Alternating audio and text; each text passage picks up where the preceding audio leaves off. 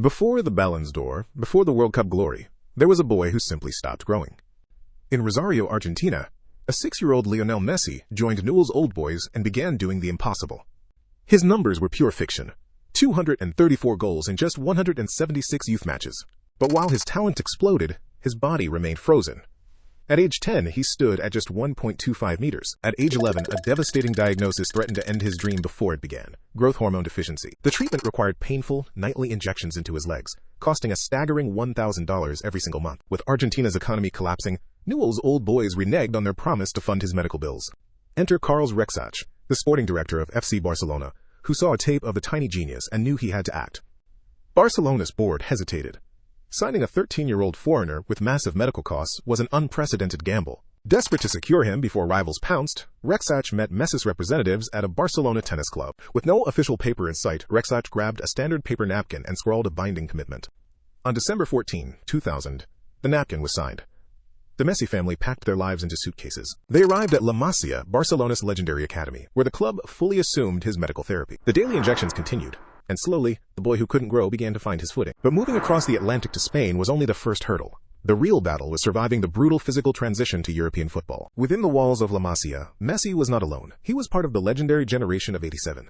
This cadet side demolished everyone. They won every single league match, sweeping up 3 trophies in a single season. By 2004, first-team manager Frank Rijkaard knew the youth ranks could no longer contain the 17-year-old prodigy. On October 16, 2004, Messi was named on the bench alongside a star-studded Barcelona lineup.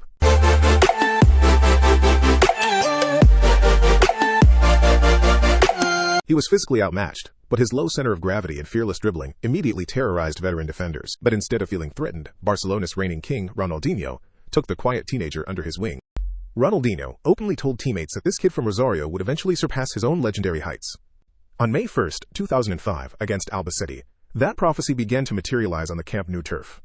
Ronaldinho scooped a delicate pass over the defense. Messi let it bounce once, then lobbed the keeper with breathtaking audacity.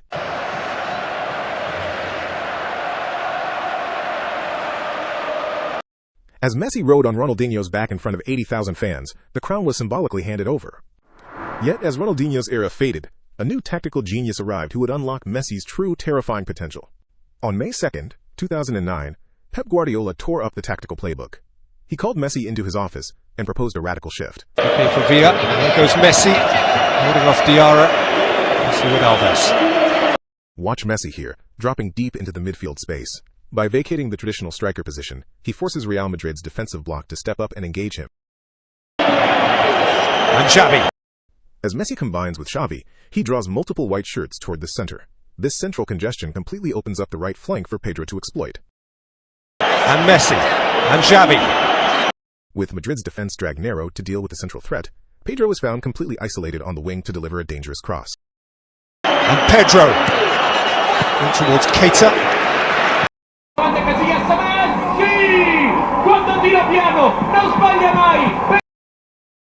The 6-2 humiliation at the Bernabeu wasn't just a win, it was a tactical execution. It signaled the birth of a team that would conquer the globe. In 2009, Barcelona did what no club had ever achieved. They won all 6 available trophies in a single calendar year: La Liga, the Copa del Rey, the Champions League, both Super Cups, and the Club World Cup. Guardiola's machine was unstoppable, with Messi as its beating heart. But if 2009 was the year of tactical evolution, 2012 was the year of pure, unadulterated statistical absurdity. 91 goals in just 69 matches.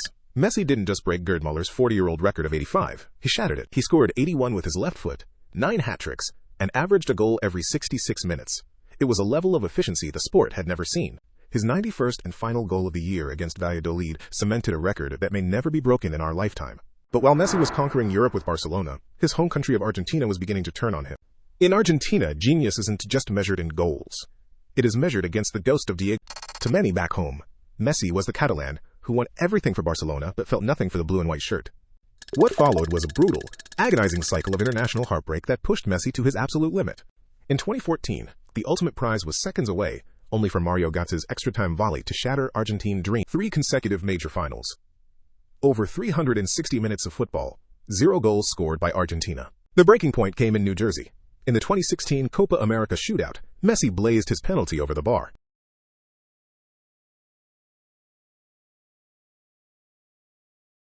Overwhelmed by grief and relentless media scrutiny, Messi spoke the words that paralyzed a nation. Suddenly, the criticism turned to panic. Fans took to the streets, begging their savior not to abandon them. The burden was never just about football. It was a toxic mix of media hostility, political chaos, and an impossible legacy. Just as his international career seemed dead, a shocking financial crisis at Barcelona threatened to destroy the only club home he had ever known.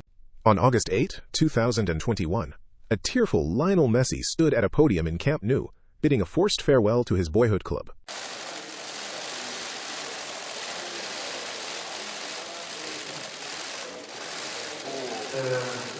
The financial ruin of Barcelona was staggering. Over €1 billion in debt, a wage bill at 110% of revenue, and La Liga's strict salary cap made a contract renewal literally illegal.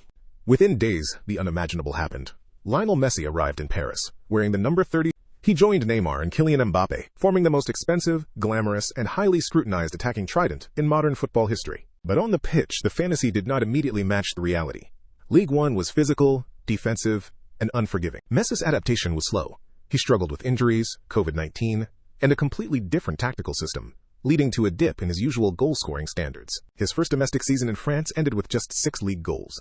While his playmaking remained elite, critics labeled the transfer a failure. Pochettino deployed Messi on the right wing, or as a deeper playmaker, forcing him to cover more ground and adjust to a team that lacked structural cohesion. Yet, there were still flashes of pure genius, like his spectacular first goal for the club against Manchester City in the Champions League. He was no longer the focal point of every attack. He had to learn to share the spotlight and adapt to a role that required more creation than finishing. But as his club career entered its twilight, one final, desperate opportunity arose to secure the only trophy that had eluded him his entire life. The redemption arc began on July 10, 2021, inside the legendary Maracana Stadium in Rio de Janeiro. Messi didn't just win his first senior international trophy. He completely dominated the entire tournament. With the continental curse broken, the stage was set for one final desperate charge toward the ultimate prize in Qatar. But the dream almost died on day one. A shocking opening defeat to Saudi Arabia left Argentina on the brink of elimination. Faced with disaster, Messi transformed. He became a fierce, confrontational leader, dragging his team through a brutal, bad-tempered quarterfinal against the Netherlands. For the final against France, Lionel Scaloni deployed a tactical masterstroke, shifting Angel Di Maria to the left wing to exploit the space behind the French midfield. The plan worked flawlessly. A sweeping, one-touch counterattack sliced France open, culminating in Di Maria's historic second goal. But Kylian Mbappe refused to submit, scoring a sensational hat-trick to push the greatest final in history into a penalty shootout.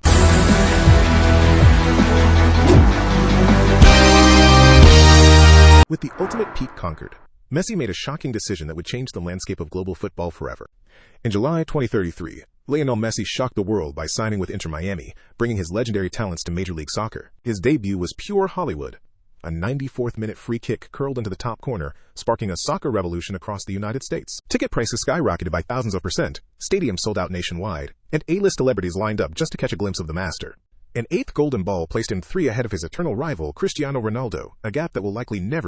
David, dis-nous qui est le Ballon d'Or 2023. 2023 Ballon d'Or. Messi's journey transcended the boundaries of sport, transforming him from a quiet boy in Rosario into a global cultural phenomenon. There will never be another Lionel Messi. He didn't just play the game, he perfected it. The boy who couldn't grow became the giant who stood above the world. The story of Lionel Messi is complete.